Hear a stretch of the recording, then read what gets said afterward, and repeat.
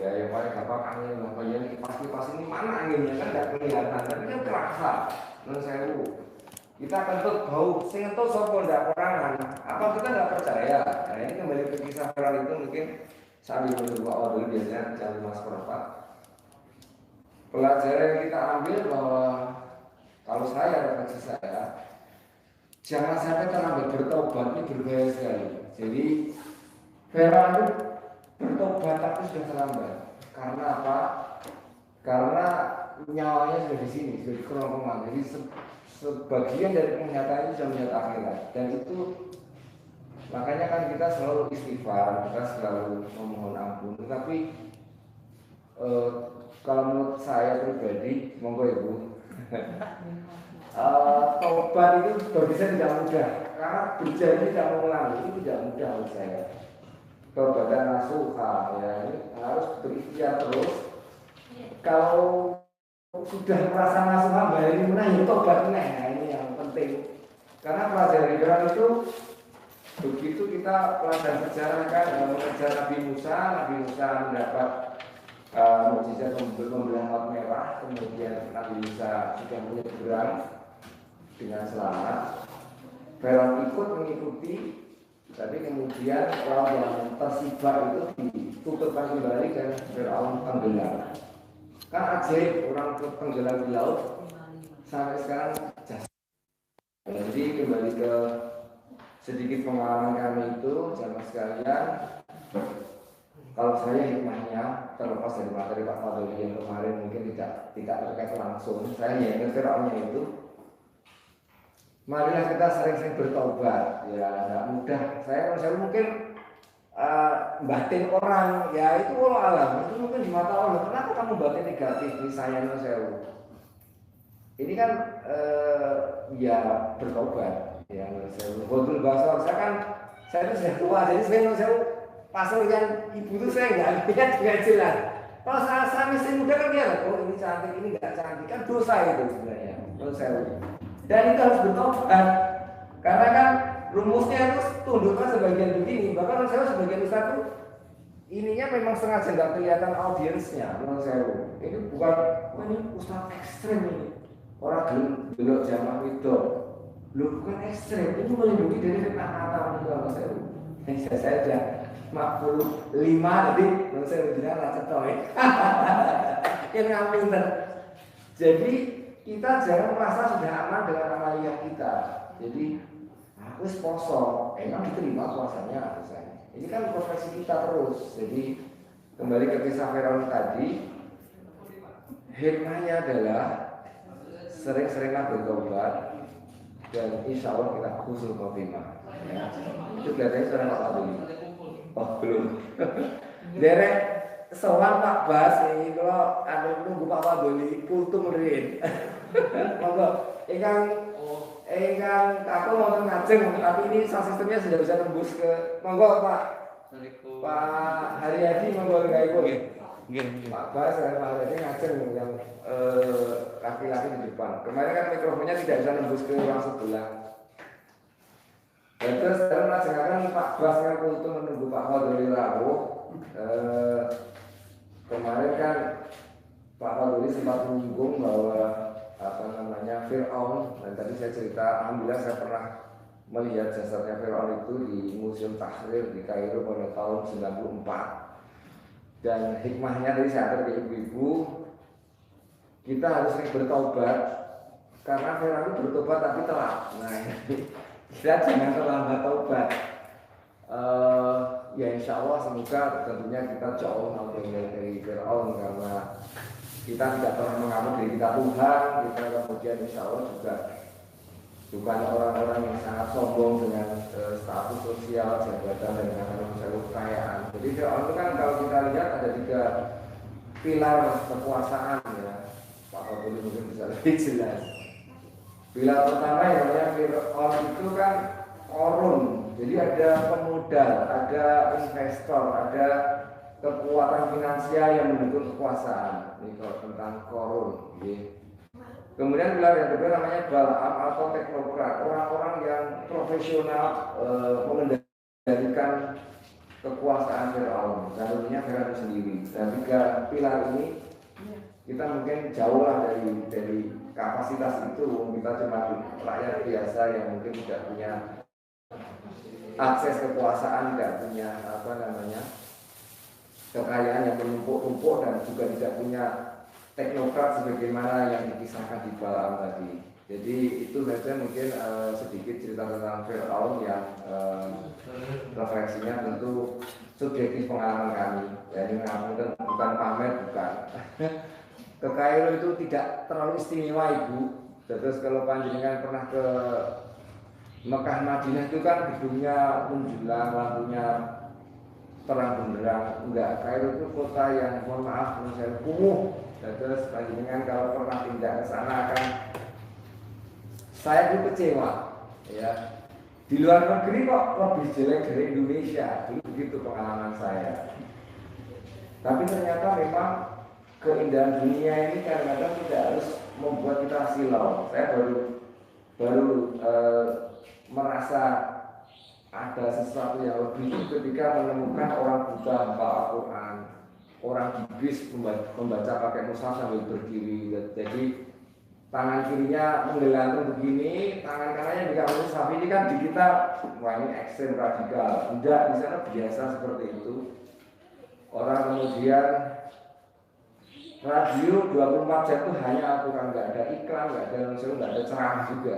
Jadi hanya namanya tilawatul Quran minal Qairo. Jadi radio yang 24 jam itu hanya memutar ayat Al-Quran. Nah, jadi saya rasa, oh ternyata di sini kelebihan Kairo dibanding kota-kota besar di dunia lainnya. Terus saya berbagi cerita tentang Kairo. Ketika Fir'aun ini saya geser cerita tentang Kaironya karena Fir'aunnya itu berada di Museum Medan Tahrir di jantung kota Kairo. Kairo saya geser cerita sedikit tentang Al-Azhar. Karena nanti Bapak Ibu ada keponakan, Pak Madri, namanya cerita Pak Madri. Satu poin tentang Al-Azhar. Untuk dalamnya segera, saya tak akhiri sekarang. Jadi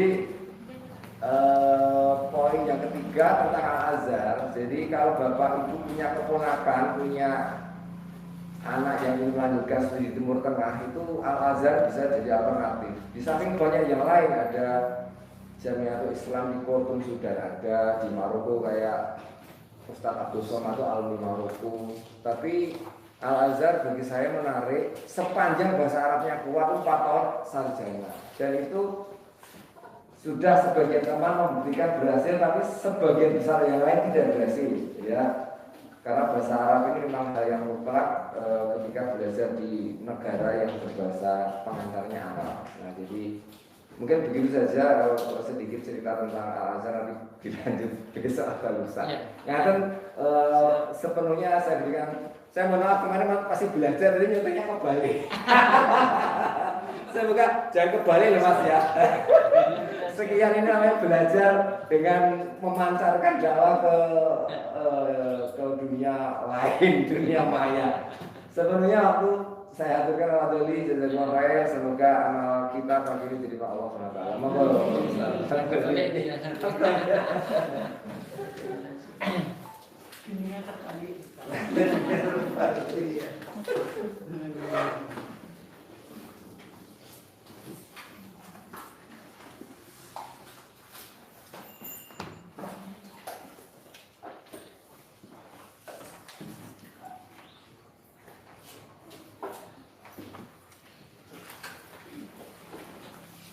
Assalamualaikum warahmatullahi wabarakatuh.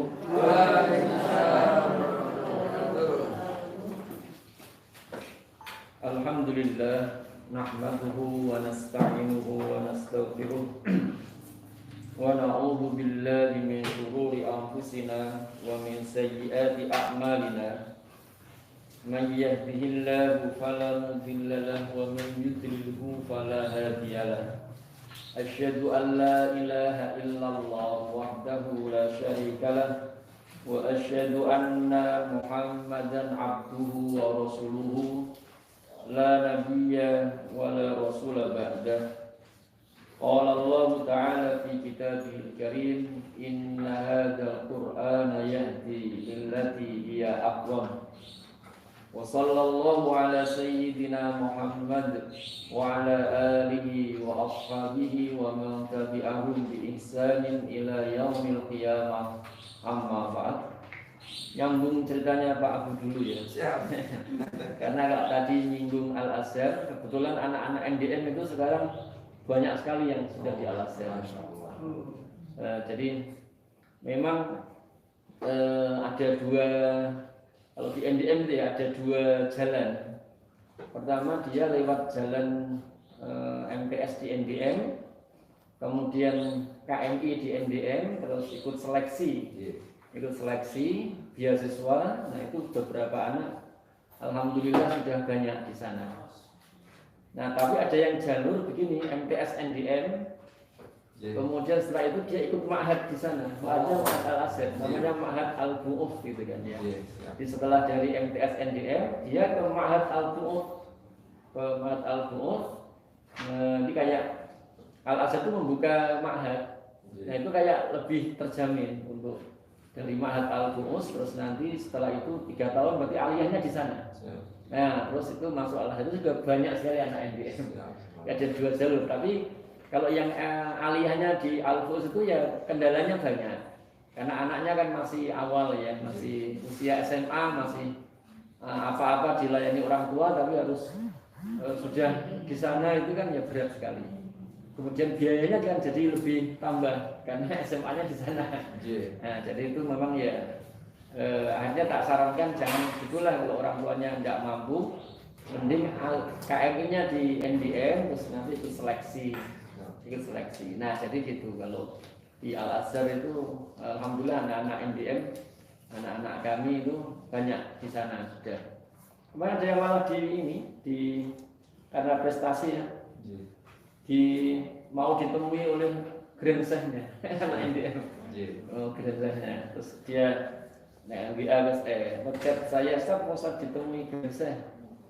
Saya namanya Grand Chef sana. Minta pandangan ke saya. Ya sampaikan aja harapan mahasiswa Indonesia dari Al-Azhar itu kayak apa. Nah, itu saya sampaikan begitu. Nah, baik itu kira-kira ya kalau mau putra putrinya, cucunya di Al-Azhar itu ya banyak jalan insya Allah. Nah baik kita lanjutkan. Tadi nyambung sedikit. Terakhir kita membahas perihal umat ini itu asalnya umat yang satu. Jadi maksudnya agamanya agama Allah Subhanahu wa Ta'ala. Namun seiring waktu itu ada penyimpangan setelahnya. Itu arti dari fataqatta'u amrahum bainahum zubura gitu kan. Nah, jadi ada penyimpangan. Nah, sehingga misalnya muncul kesirikan. Itu kan penyimpangan terhadap syariatnya Nabiullah Ibrahim alaihissalam yang dilanjutkan oleh putranya Ismail di Mekah kan. Namun seiring waktu nanti sampai zaman Nabi Muhammad itu muncul penyembahan berhala. Nah begitu pula era sebelum zaman Nabi Nuh juga begitu. Sebelum zaman Nabi Nuh itu umatnya sudah dibimbing oleh Allah lewat para nabi. Nah mereka kemudian bertauhid. Nah namun di zaman Nabi Nuh itu penyimpangan banyak sekali.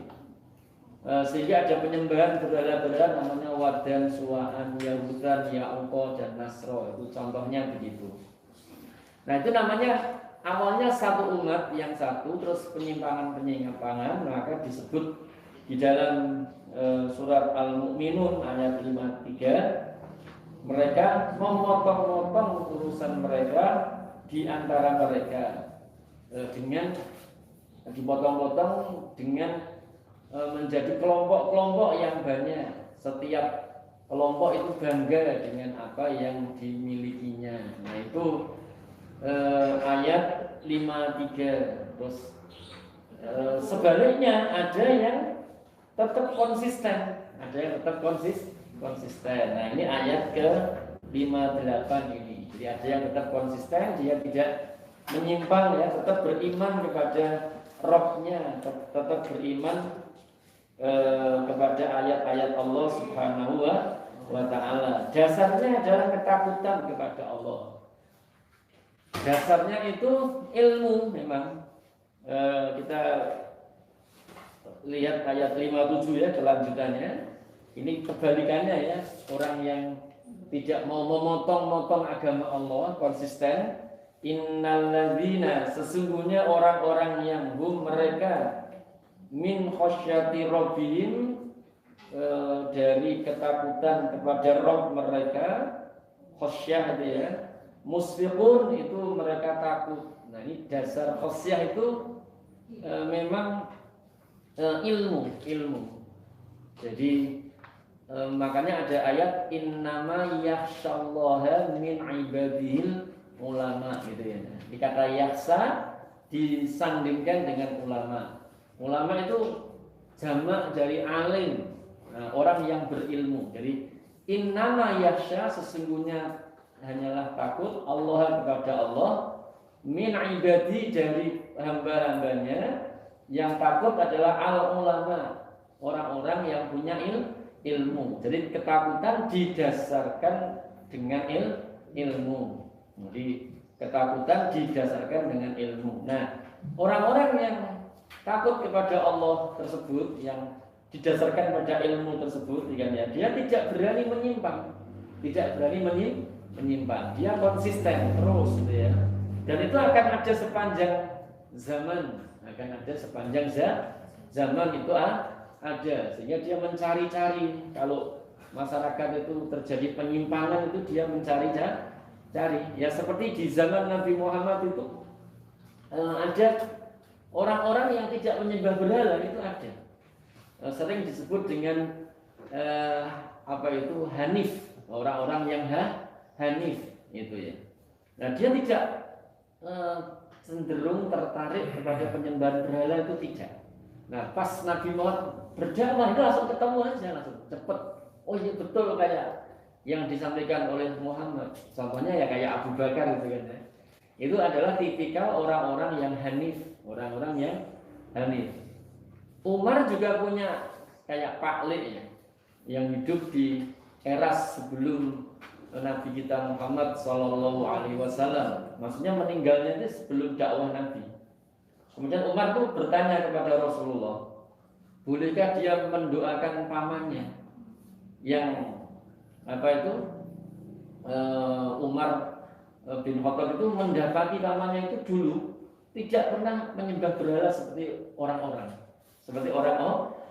Nah, itu adalah orang-orang yang takut kepada Rabb mereka. Nah, pun pula waktu ahli kitab itu berkembang, Yahudi berkembang, Nasrani berkembang, artinya sudah ada penyimpangan di kalangan mereka. Itu ternyata ada orang-orang dari mereka yang tetap konsisten dengan kitab yang dia senantiasa mencari-cari. Ini mana yang ada tambahan-tambahan dari pendeta-pendeta itu, dia konsisten. Ini yang ada tambahan-tambahannya, ini disingkirkan. Nah, dia hanya berpegang pada yang memang betul-betul itu ayat-ayat yang Allah turunkan. Nah itu memang ada, sehingga ketika Nabi Muhammad datang itu, oh iya betul ini Muhammad itu utusan Allah. Nah maka ada orang, kalau di kalangan Bani Israel ya, yang dari masyarakat Yahudi itu, contohnya ada Abdullah bin Salam. Nah Abdullah bin Salam itu dari kalangan Bani Israel yang budayanya itu Yahudi, yang kulturnya itu Yahudi. Tapi ada orang kayak Abdullah bin Salam.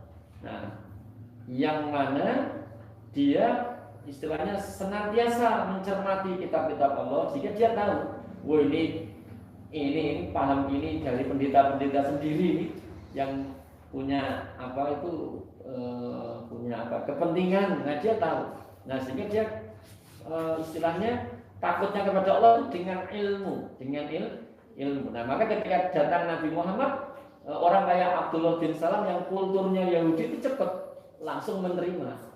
Pun pula yang dari kultur Nasrani juga ada kultur Nasrani yang itu istilahnya juga konsisten. Itu ketika Nabi berdakwah itu ya langsung ketemu ya, kayak contohnya Tuhan apa itu Warokoh sendiri kan begitu ya. Cuman Warokoh menyadari apa ya, menyadari usianya itu sudah enggak menangi Rasulullah ketika Khadijah itu menyampaikan berita kepada Warokoh. Warokoh mengatakan, andai saya masih punya usia, saya akan menolong Muhammad ketika Muhammad diusir oleh kaumnya. Begitu kata-kata Warokoh. Nah, berarti memang ada orang-orang yang tetap konsisten. Nah, itulah innalladzina hum min khasyati rabbihim mushfiqun. Sesungguhnya orang-orang yang mereka dari ketakutan pada Rabb mereka musyfiqun, itu betul-betul takut, betul-betul tergetar hatinya, tidak berani dia itu seikat rambut pun itu ya menyimpang dari ayat-ayat Allah, itu tidak berani. Yang jadi pedomannya, pegangannya adalah ayat-ayat Allah.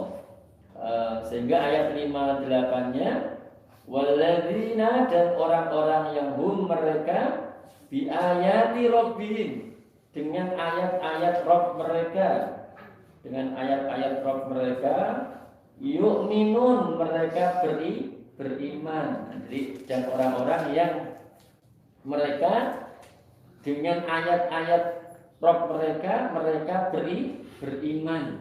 Mereka beriman dengan ayat-ayat Rabb mereka. Nah, ini ibu-ibu, bapak-bapak yang dirahmati Allah, dia konsisten, beda dengan yang tadi memotong-motong agama mereka. Nah, berbeda dengan golongan itu, ada yang konsisten, ada yang konsisten. Nah, dengan ayat-ayat Allah itu mereka beriman.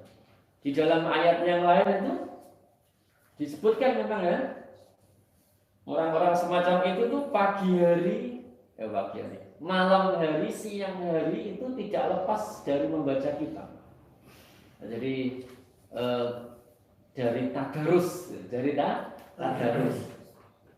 tentunya tidak kok tadarus hanya lafaz-lafaznya saja yang diucapkan, tapi maknanya itu dipahami, maknanya itu dimengerti. Nah, sehingga mengarungi hidup yang mungkin di sana ada penyimpangan-penyimpangan, dia punya arahan, punya panduan, punya pegangan. Ya, pegangannya apa? Kitab Allah itu. Kitab Allah itu walladzina hum bi ayati rabbihim yu'minun. Nah, orang kalau beriman dengan kitab Allah, beriman dengan ilmu, itu dijamin tidak akan menyekutukan Allah. Tidak akan dia menjadikan sesembahan selain Allah. Walladzina, dan orang-orang yang hum mereka bi rabbihim, kepada Rabb mereka la yusyrikun, itu tidak menyekutukan dengan satu apapun.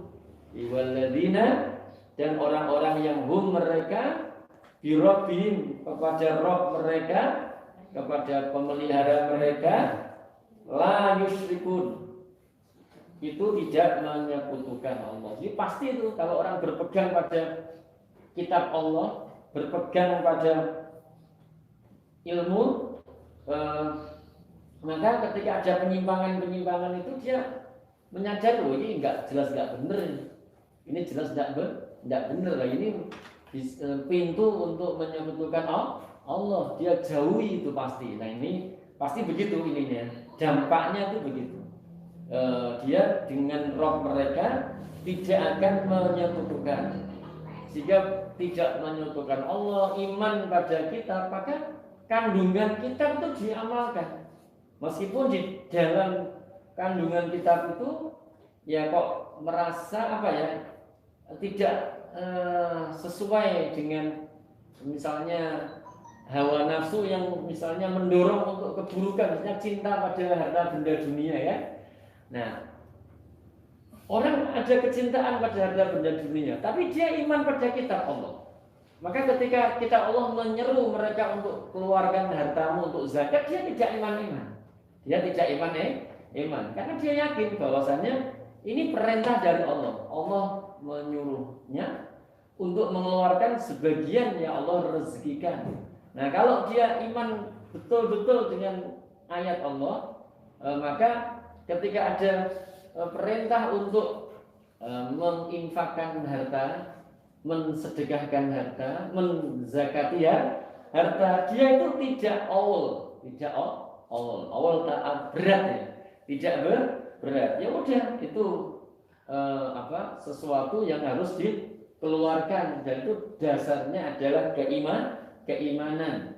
Dasarnya adalah keimanan. Makanya nanti dalam fikih zakatnya Syekh Yusuf Al-Qaradawi itu ya, itu zakat kan disebut sodakoh. Sodakoh itu dari kata sodakoh yang artinya benar, yang artinya benar. Jadi kalau orang itu mengeluarkan zakatnya, mengeluarkan sodakohnya, itu penanda benarnya iman. Pertanda benarnya iman. Tapi kalau orang itu ngakunya beriman tapi kok tidak mau sedekah, itu tidak ada penanda imannya. Lu kejar iman kok enggak sedekah. Wong sedekah artinya benar kan ya.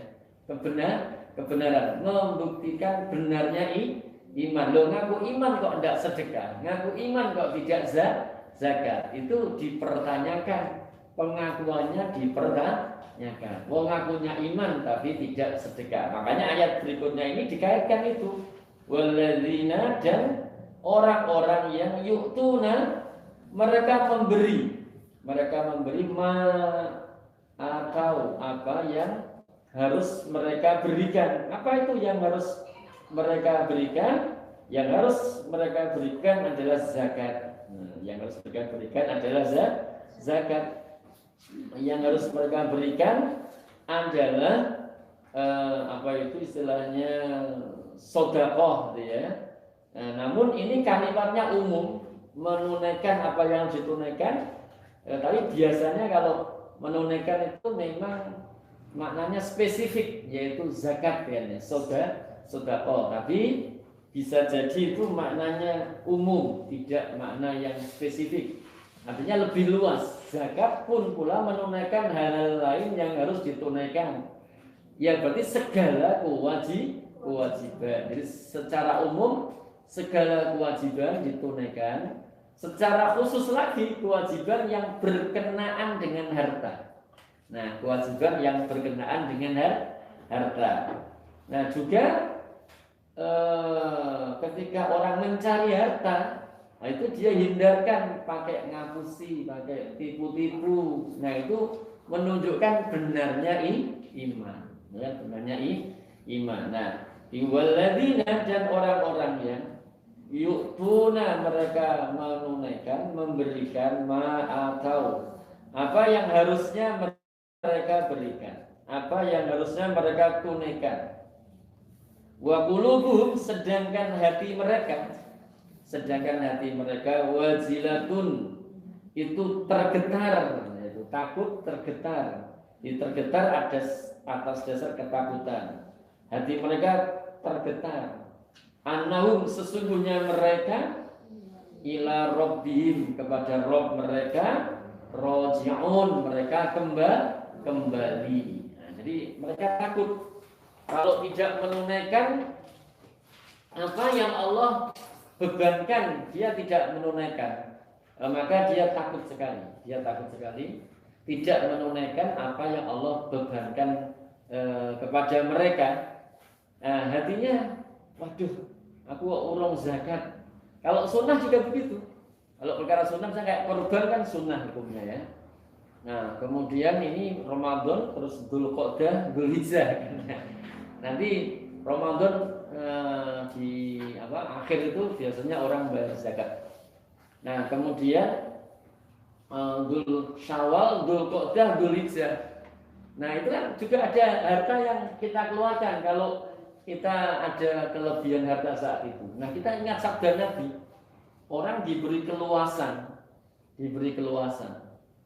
terus tidak mau berkorban, maka jangan mendekat musola kami. Ya gitu kan.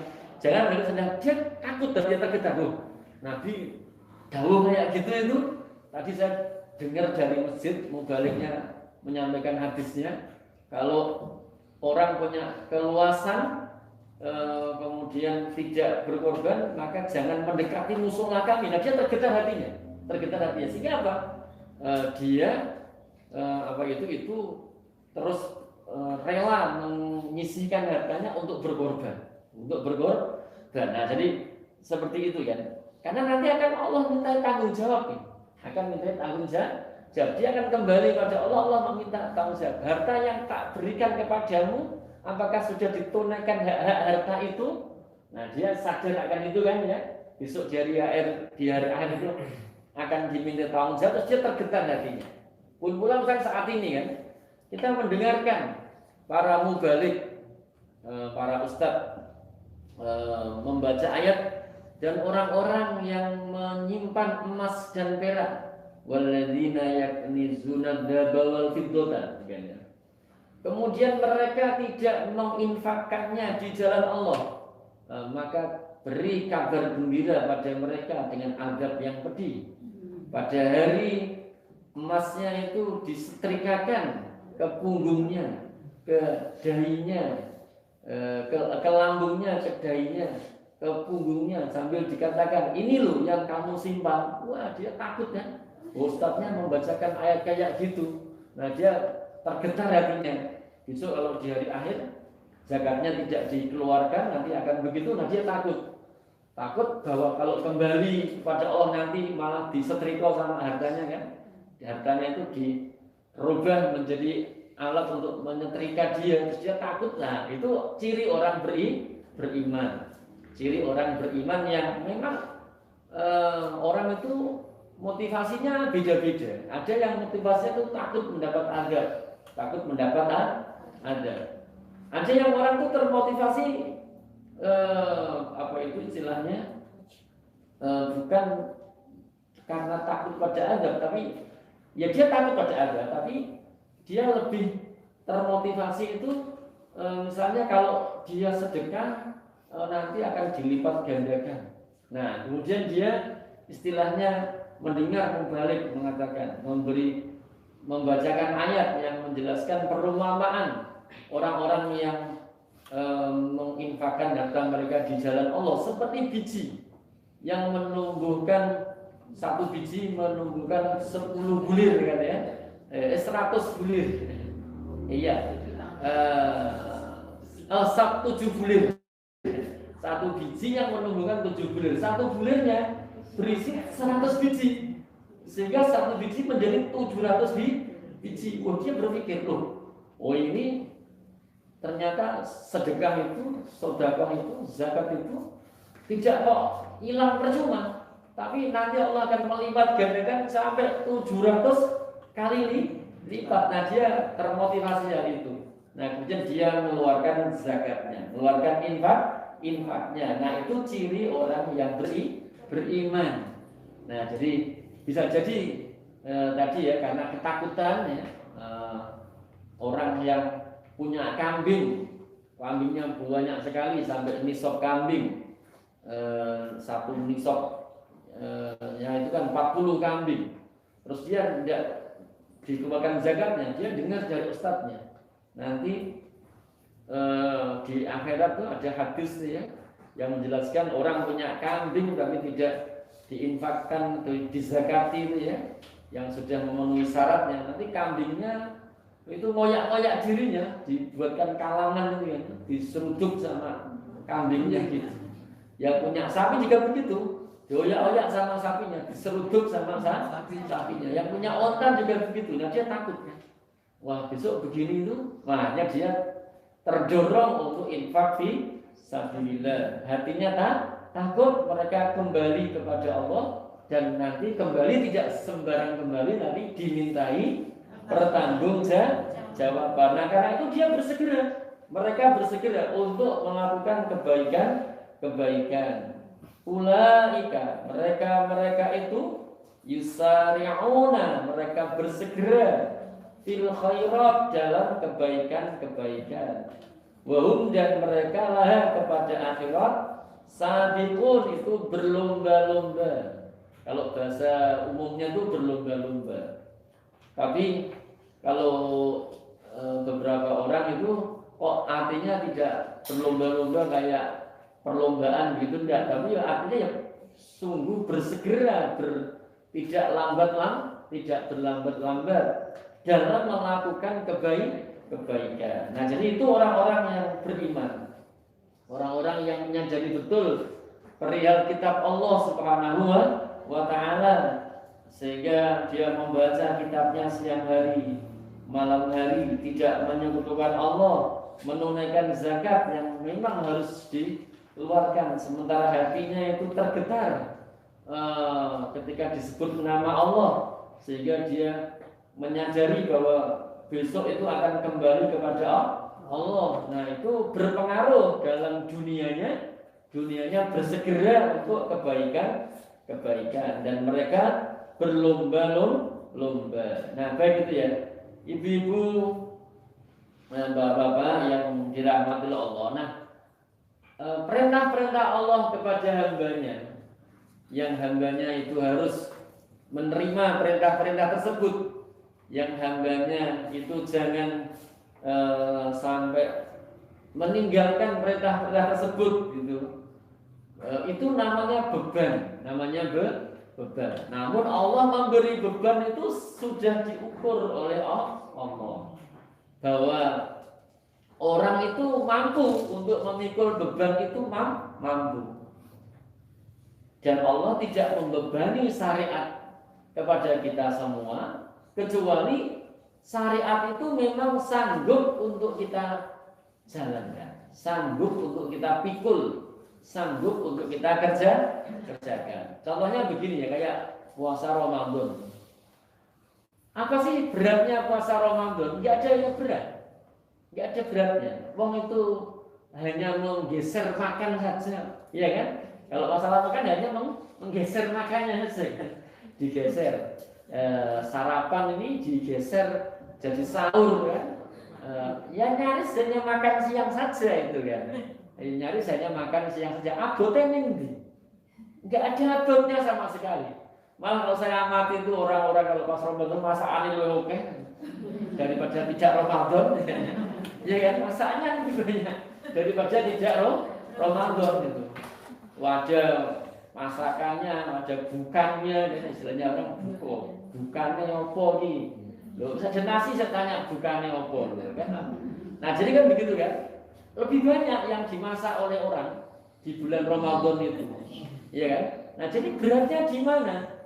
Beratnya itu adalah nggak punya karep, ya kan? Beratnya adalah tidak punya keinginan, tidak punya rasa untuk dekat kepada Allah, itu yang menyebabkan berat. Kalau meninggalkan makan, minum, berhubungan dengan pasangan itu beratnya di mana? Tidak ada beratnya sama sekali. Tidak ada beratnya sama sekali. Toh nanti kalau orang itu berat, Allah juga membukakan pintu untuk berbuka, tapi nanti diganti di hari yang lain. Misalnya orang dalam perjalanan, orang yang sakit. Nah, orang yang sakit, orang yang dalam perjalanan, orang yang berat untuk menjalankannya karena hamil, menyusui, kemudian orang sakit yang naun bertahun-tahun gitu ya, sakitnya itu istilahnya suwe banget sakitnya itu. Nah, Anda seperti itu kan Allah juga sudah memberikan hukum bahwasanya ada keringanan. Nah, jadi semua yang Allah perintahkan itu sudah ada ukurannya. Kalau orang merasa berat itu bukan kok perintah Allah yang berat, bukan. Tapi dia tidak punya karep, tidak punya keinginan. Jadi tidak punya irodah, tidak punya kehendak. Kalau kemampuan kudroh dia ada, tapi tidak punya karep, tidak punya irodah, gitu ya. Tidak punya karep, tidak punya irodah. Harta yang kita dapatkan, ibu-ibu, ada yang berdagang, ada yang PNS, ada yang macam-macam kan ya. Itu yang Allah minta itu dipikir-pikir 2,5%-nya. Sedikit sekali, sangat sedikit sekali. 2,5%. Lo abotnya itu di mana? Enggak ada beratnya sama sekali. Yang marake berat tuh dia tidak punya karep, tidak punya niat, tidak punya azam gitu ya. Tidak punya niat, tidak punya azam, tidak punya karena syariat Allah itu sudah Allah ukur, sudah Allah ukur bahwa itu syariat Allah itu di bawah kemampuan hambanya. Nah, makanya disebutkan di sini wala nukallifu, dan tidaklah kami memberi beban nafsan kepada seseorang, ini semua orang ya, semua orang. Jadi istilahnya itu kalau bentuknya itu nakiroh itu tidak ada alnya kayak nafsan itu. Tapi dalam redaksi kalimat negatif tidaklah, itu berarti tidak satu orang, berarti semua orang. Nah, tidaklah kami memberi beban kepada orang siapapun dia, tidaklah memberi beban kepada orang siapapun dia illa kecuali wus'aha, sesuai kemampuannya. Jadi nggak ada kok syariat kok abot itu nggak ada. Syariat itu tidak ada yang berat. Yang berat itu karena dia tidak punya azam, tidak punya karep, tidak punya keinginan, itu yang marake berat. Gitu. Yang marake berat itu. Anda punya keinginan, punya azam, itu malah itu akan menjadi manisnya iman. Manisnya iman akan menjadi manisnya iman. Sehingga misalnya begini, orang terbiasa sholat duha, terus gak sholat duha, wah aku mau rasa sholat duha, kayak gelo kan ya, gelo aku. Nah, biasa Senin Kemis biasa. Nah terus satu ketika tidak Senin Kemis itu kayak gelo, ada yang kurang, ada yang kurang. Aku kok ora poso Senin Kemis. Nah itu mesti begitu. Nah itu kalau begitu sudah merasakan manisnya iman. Nah sudah merasakan manisnya iman. Jadi tidak hanya kewajiban itu di bawah kesanggupan manusia, tidak. Tetapi kalau manusia sudah terbiasa melakukannya karena punya kehendak, punya azam, punya garap, malah itu akan akan merasakan manisnya iman. Kayak saya itu ya ibu. Kemarin kan pandemi, terus gak pulang ngaji rasanya gak enak juga. Biasanya ngaji orang ngaji, itu rasanya gak enak. Nah, ternyata bapak-bapak, ibu-ibu yang pengajian juga begitu. Pak, kapan mulainya Pak? Wah, neng ngomong terus Pak. Malah orang untuk siraman-siraman, nah, malah begitu. Nah, jadi apa itu?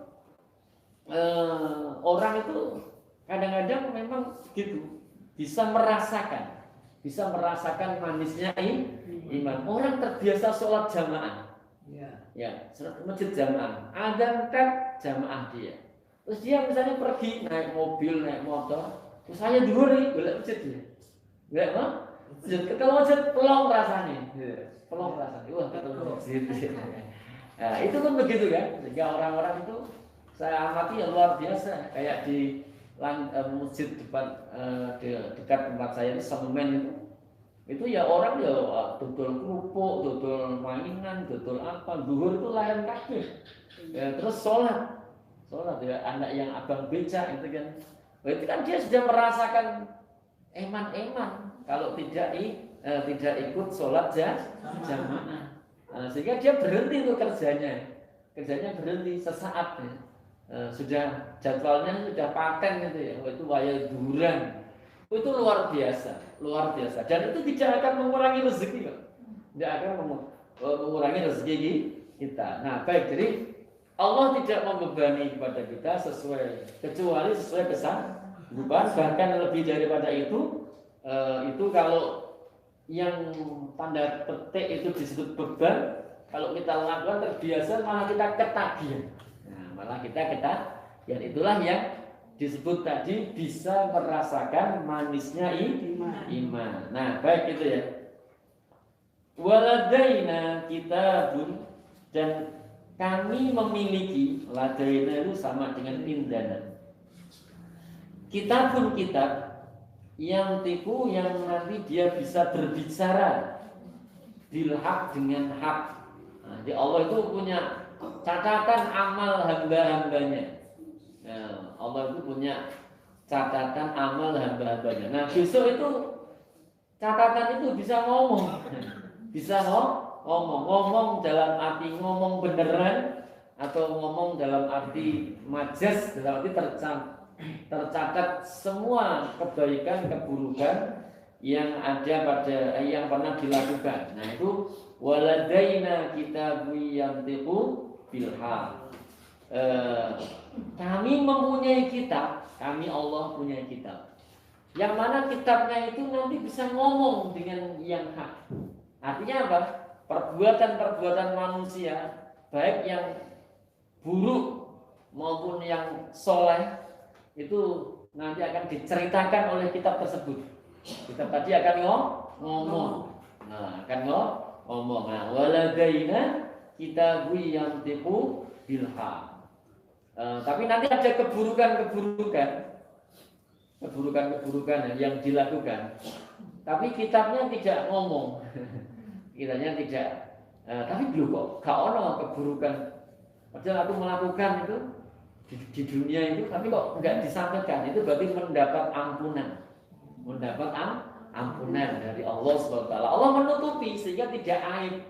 Karena nanti kitabnya cerita banyak orang kan. Nah, ada keburukan-keburukan yang dilakukan, tapi itu ditutupi oleh Allah. Nah itu kalau misalnya orang itu mengimbangi kebaikan-kebaikan, diimbangkan kepada keburukannya, sehingga kebaikannya itu menutup, menghapus keburukannya. Seperti sabda Nabi ya, wa atbi'is sayyi'atal hasanata tampuha. Nah, engkau hendaknya ikutin yang buruk dengan yang baik. Niscaya yang baik menghapus yang buruk tadi. Nah, mestinya ada kitab yang membicarakan keburukannya, tapi terhapus. Nah, jadi seperti itu, ibu-ibu bapak. Nah, Allah itu punya kitab yang nanti bicara dengan hak. Makanya kita jangan sembrono dengan hidup kita ini, karena semuanya itu tercatat, terekam.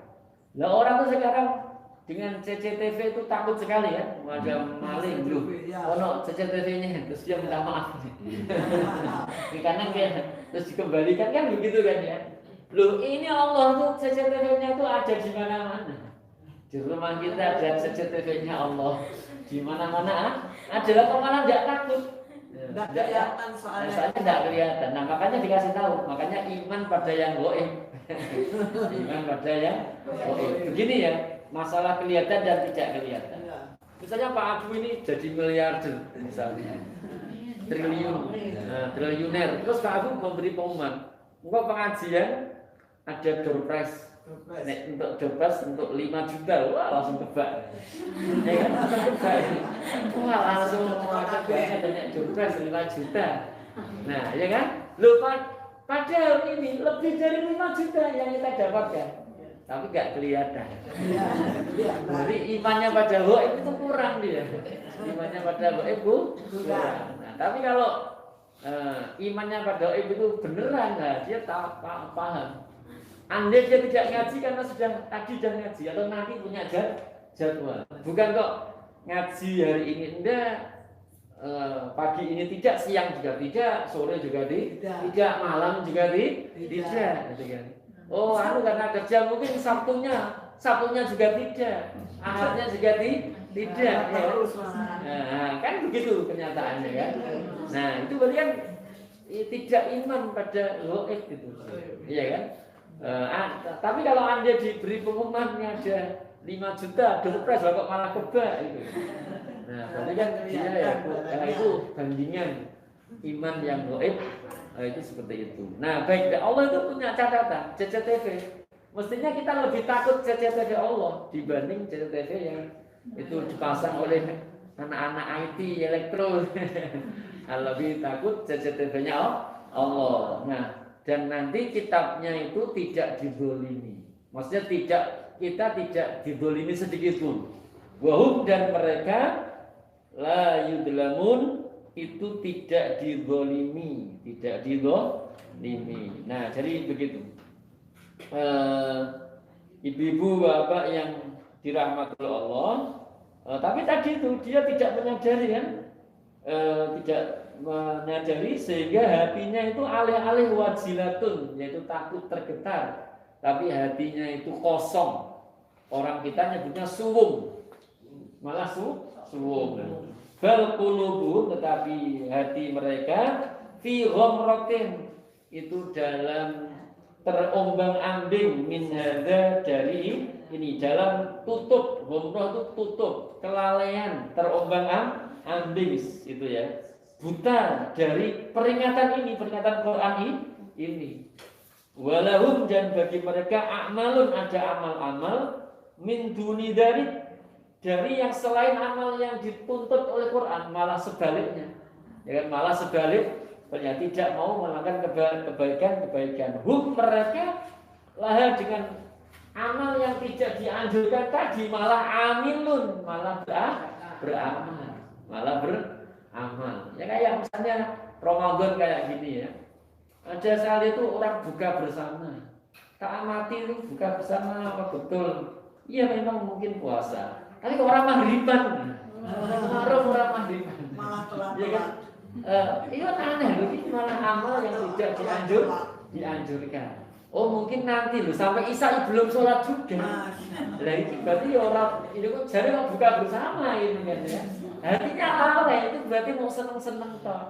Bukan kok istilahnya buka bersama ben sesuk semangat lagi puasa. Kan kadang-kadang kita perlu juga kan. Ayo kumpul kabeh sak keluarga buka bersama supaya besok semangat lagi kan gitu kan ya. Tapi ini enggak begitu. Berarti dia boso ora tadi itu. Dan nyatanya maghriban ora gitu kan. Nah, dia hatinya suwung, hatinya lalai dari amal yang dianjurkan oleh Quran. Malah dengan hal yang tidak dianjurkan malah dia mengerjakan. Nah, itulah ibu-ibu bapak, pertemuan kita pada pagi hari ini ya. Ini saya rasa memang kalau di streaming ini atau di nonton YouTube itu memang ya tidak bisa 1 jam, karena yang nonton itu jenuh, bosan biasanya gitu. Kalau Rasulullah kan para sahabat, mari kita duduk sebentar agar kita bisa menambah iman kita sesaat, sejam saja, 45 menit, 60 menit. Itu semoga begitu. Baik, itu mungkin ada yang mau menyampaikan satu hal, monggo dipersilakan kalau ada. Ya, monggo Pak. Yang dari atas, baiknya hari ini rumah hukum, umat wasidah itu dibikin warna semua. Benar tentang sodakoh. Di sana ada ayat. Lalu akortani ila sahabat wa asodako wa punya sabi. Saat sodakoh itu kelihatannya apakah infak itu atau membenarkan? Ya. Yang pertama memang bahasa Arabnya umat yang mu'annas. Jadi memang bahasanya di sana. Jadi logikanya logika bahasa orang Arab. Nah, Allah menurunkan Quran dengan bahasa Arab yang nyata. Nah, memang umat itu yang mu'annas itu. Tidak dibuat mudzakkar. Nah, karena Allah menurunkan Quran dengan bahasa Arab yang nyata, sementara bahasa Arabnya umat yang memang mu'annas itu. Nah, sehingga disebutnya mu'annas. Di ayat yang lain kan misalkan apa itu laha makasabat ya, umat, terus laha makasabat, baginya apa yang dikerjakan, itu mu'annas. Nah, karena kan bahasanya begitu. Kemudian yang berikutnya yang coba lupa tadi. Aku minas sodako. Nah iya, di sodako itu memang akar katanya sama dengan tadi. Membenarkan, akar kata sama, tapi akar kata sama, tapi dalam perkembangannya itu nanti mempunyai makna yang spesifik, yaitu sodakoh, memberikan harta. Nah, yang tadi disebutkan ayatnya ya, kalau orang meninggal, dia mengatakan, ya Allah, kenapa Engkau tidak tangguhkan sebentar saja agar aku bisa sedekah. Nah, agar aku bisa sedekah. Karena yang paling gampang itu kan, kalau sedekah paling gampang. dia diberi usia oleh Allah tambahan 1 jam. Yang paling gampang memang sedekah. Ya, sedekah paling gampang. Tapi kalau misalnya pengajian tuh wah ngenteni ustadz wah gak sesuk gitu kan ya. Nah, nek sedekah paling gampang. Maka ketika dia minta tambahan waktu, kenapa engkau tidak beri tangguh ya Allah sebentar saja agar aku sedekah. Nah, agar aku sedekah karena paling mudah. Paling mudah. Makanya ada ahlinya ya yang sedekah itu kita hendaknya mendorong, Pak jangan sedekahnya saja tapi orangnya juga aktif gitu ya. Nah, itu begitu mestinya. Jadi tidak hanya hartanya saja. Tapi ya berjuang dengan jiwa dan harta. Itu kira-kira Pak Basuki. Jadi memang itu bahasanya sedekah. Tidak membenarkan dalam perkembangan bahasanya begitu. Nah, baik, mungkin itu jamaah ibu bapak, semoga bermanfaat untuk kita semuanya. Nanti kalau kita terus ini itu cepat sekali itu 20 hari, sangat pendek sekali. Ya. Pokoknya yang rajin-rajin, yang rajin-rajin, nanti kan cepat sekali kalau kita lakukan. Kita akhiri dengan doa kafaraah majelis. Subhanallah wa bihamdika asyhadu an la ilaha illa anta astaghfiruka wa atubu ilaik. Assalamualaikum warahmatullahi wabarakatuh.